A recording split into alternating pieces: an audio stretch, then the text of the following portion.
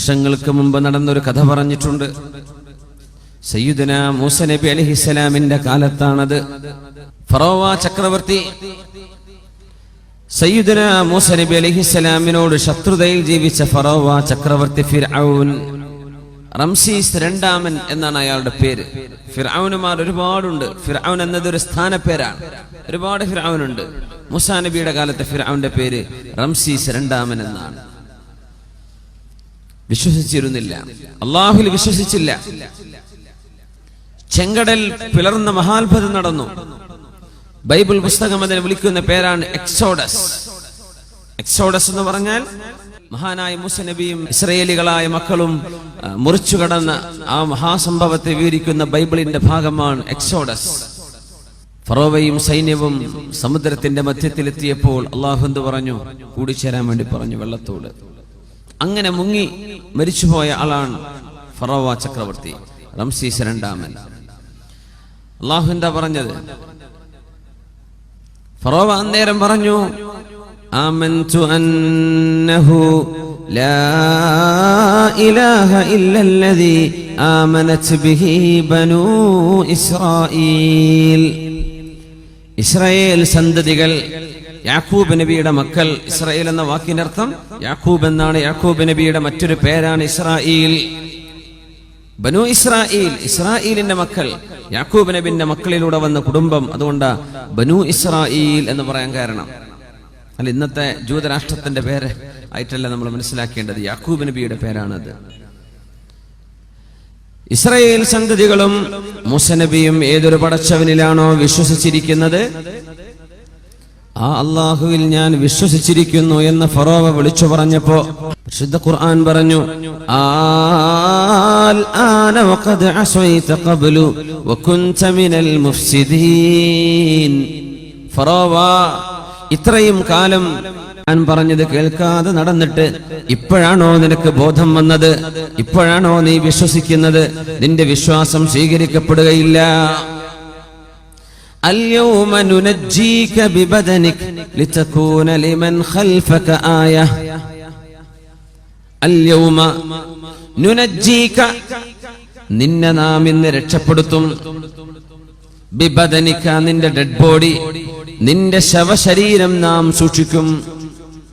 ലിതകൂന ലിമൻ ഖൽഫക ആയ, നിന്റെ പിൻഗാമികളായി വരാൻ പോകുന്ന ആളുകൾക്ക് നീ ഒരു ദൃഷ്ടാന്തമായി മാറാൻ നിന്റെ ശവശരീരം നാം സൂക്ഷിച്ചു വെക്കും. ഈസ നബി അലൈഹിസ്സലാമിന്റെയും 3000 കൊല്ലങ്ങൾക്ക് മുമ്പ് BC 3000 അല്ലാഹു പറഞ്ഞ വാക്കാണ്. പ്രസിദ്ധമായ ഖുർആൻ ഇറങ്ങി. മുഹമ്മദ് റസൂലുള്ളാഹി സ്വല്ലല്ലാഹു അലൈഹി വസല്ലം തങ്ങൾ സ്വഹാബികൾക്ക് ഖുർആൻ പഠിപ്പിച്ചുകൊണ്ടിരിക്കെ സ്വഹാബികൾ ഒരാളും വന്ന് ചോദിച്ചില്ല, നബിയെ, എവിടെയാണ് ഫറോവയുടെ ശരീരം കിടക്കുന്നത്? എവിടെയാണത് നബിയെ? അന്ന് കിട്ടിയിട്ടുണ്ടോ? കിട്ടിയിട്ടില്ല. അവരും ഓതുന്നുണ്ട്, അൽയൗമ നുനജ്ജീക ബിബദനിക ലിതകൂന ലിമൻ ഖൽഫക ആയ. നിന്റെ പിൻഗാമികൾക്ക് മാതൃകയാവാൻ ഫറോവ നിന്റെ ശരീരം നമ്മൾ സൂക്ഷിച്ചു വെക്കും കേട്ടോ. സുഹാബികൾ ചോദിച്ചില്ല, നബിയെ, ഇങ്ങനെ ഒരു വാക്ക് അല്ലാഹു പറഞ്ഞിട്ട് ഫറോവയുടെ ശരീരം ഞങ്ങൾക്ക് കാണാൻ കിട്ടിയിട്ടില്ലല്ലോ. ചോദിച്ചില്ല. അവർക്കറിയാം ഖുർആൻ അല്ലാഹുവിന്റെ കലാമാണ്. താബിഈങ്ങൾ ചോദിച്ചിട്ടില്ല, ഉലമാഇനോട് സംശയം ഉയർത്തിയിട്ടില്ല. അല്ലാഹു പറയുന്നു, എവിടെയാണ് ശരീരമെന്നറിയില്ല. താബിഈകളുടെ കാലം കഴിഞ്ഞു. 1400 കൊല്ലത്തിനിടക്ക് കഴിഞ്ഞ 2 നൂറ്റാണ്ടുകൾക്ക് മുമ്പാണ് ലോകത്ത് ഓറിയന്റലിസ്റ്റുകൾ എഴുതിവിട്ടത് എവിടെ ആ ശരീരം. ഓറിയന്റലിസ്റ്റുകാർ അവരെഴുതിവിടാണ്. ഖുർആനിൽ തെറ്റുണ്ട് എന്ന് വരുത്താൻ അവര് വിഫല ശ്രമം നടത്തുകയാണ്. എവിടെയാണ് ആ ശരീരം? ആ നേരത്താണ് അല്ലാഹു 20-ാം നൂറ്റാണ്ടിലേക്ക് കടക്കുന്ന സമയത്ത് 1905 ഉള്ളിൽ 20-ാം നൂറ്റാണ്ടിലേക്ക് കടന്നപ്പോഴേക്കും ഈജിപ്തിന്റെ ഡെൽറ്റയിൽ നിന്ന് ശവപ്പെട്ടി കാണുന്നത്.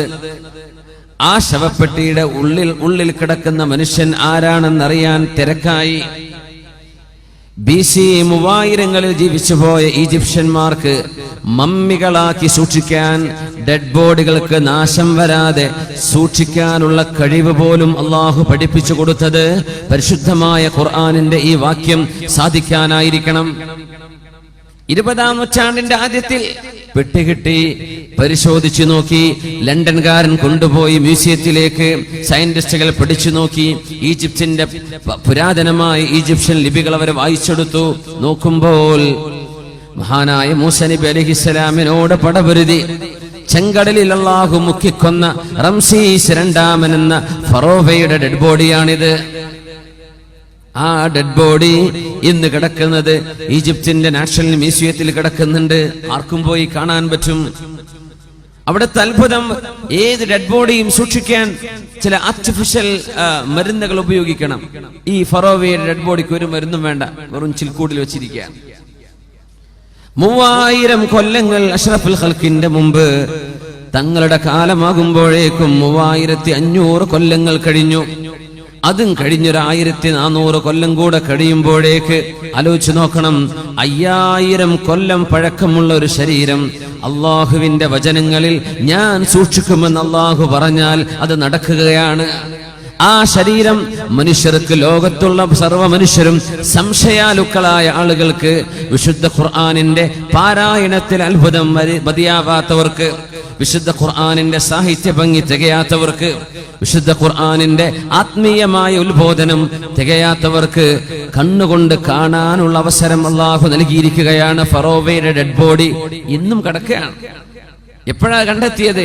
20-ാം നൂറ്റാണ്ടിൽ. എന്താ ഇങ്ങോട്ട് ബന്ധിച്ചു വെച്ചത്? അപ്പോഴല്ലേ സംശയത്തിന്റെ ആളുകൾ വന്നത്. അവര് കണ്ടോട്ടെ.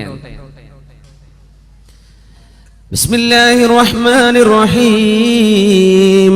ഗുലിബത്തിർ റൂം ഫീ അദ്നൽ അർളി വഹും മിൻ ബഅദി ഗലബിഹിം സയഗ്ലിബൂൻ ഫീ ബിദ്ഇ സിനീൻ. റൂം, ക്രിസ്ത്യാനികളായ റോമക്കാർക്ക് പരാജയം സംഭവിച്ചു. ഫീ അദ്നൽ അർളി, ഭൂമിയിലെ ഏറ്റവും താഴ്ചയുള്ള പ്രദേശത്ത്. അദ്നൽ അർള്, the lowest point on earth. ഞാൻ മക്കളോട് ചോദിക്കട്ടെ, ലോകത്ത് ഏറ്റവും സമുദ്രത്തിന്റെ സീ ലെവലിൽ നിന്ന് ഏറ്റവും താഴെ കിടക്കുന്ന മണ്ണ് എവിടെയാണ്? ഭൂമിയിലെ ഏറ്റവും ലോവസ്റ്റ് പോയിന്റ് എവിടെയാണ്? ഫലസ്തീനിന്റെ അടുത്താണ്. വിശുദ്ധ ഖുർആൻ ഉപയോഗിച്ചു ഫീ അദ്നൽ അർളി, അള്ളാന്റെ ഭൂമിയിലെ ഏറ്റവും താഴ്ന്ന പ്രദേശം. ദനാ യദ്നു, അദ്ന എന്ന് പറഞ്ഞാൽ the lowest, അത് സൂപ്പർലേറ്റീവ് പ്രയോഗമാണ്. Lowest point on earth. അള്ളാന്റെ ഭൂമിയിലെ ഏറ്റവും താഴ്ചയുള്ള പ്രദേശം ചാവുകടലിന്റെ, ഡെഡ് സീയുടെ, ഇന്നത്തെ ജോർഡാനിന്റെ, പഴയ ഫലസ്തീനിന്റെ ഭാഗങ്ങളായ പഴയ സിറിയയുടെ ഭാഗം, ഇന്നത്തെ ജോർഡാനിൽ കിടക്കുന്ന ചാവുകടൽ, ഏറ്റവും കൂടെ ഉപ്പുള്ള പ്രദേശം ഉണ്ടല്ലോ, ആ ചാവുകടലിന്റെ കരപ്രദേശങ്ങളാണ്, അതിന്റെ കോസ്റ്റുകളാണ് ലോകത്ത് ഏറ്റവും വലിയ, ഏറ്റവും താഴ്ന്ന പ്രദേശം. സമുദ്രനിരപ്പിൽ നിന്ന് ഏറ്റവും താഴ്ന്ന പ്രദേശം ചാവുകടലാണ്. എവിടെ നിന്ന് കിട്ടി? അന്ന് ക്രിസ്ത്യാനികളും പേർഷ്യക്കാരും തമ്മിൽ യുദ്ധം നടന്നപ്പോൾ, ക്രിസ്ത്യാനികൾ മതവിശ്വാസികളാണ്, പേർഷ്യക്കാർ തീ ആരാധകരാണ്. ആ തീ ആരാധകരായ വിശ്വാസികൾ ക്രിസ്ത്യാനികളെ പരാജയപ്പെടുത്തിയപ്പോൾ മക്കക്കാരായ ആളുകൾ പറഞ്ഞു, കണ്ടില്ലേ വേദം നൽകപ്പെട്ട വിഭാഗത്തിന്റെ പരാജയം. അപ്പോ നിങ്ങൾ ഖുർആനിന്റെ ആളുകൾക്കും പരാജയം വരും.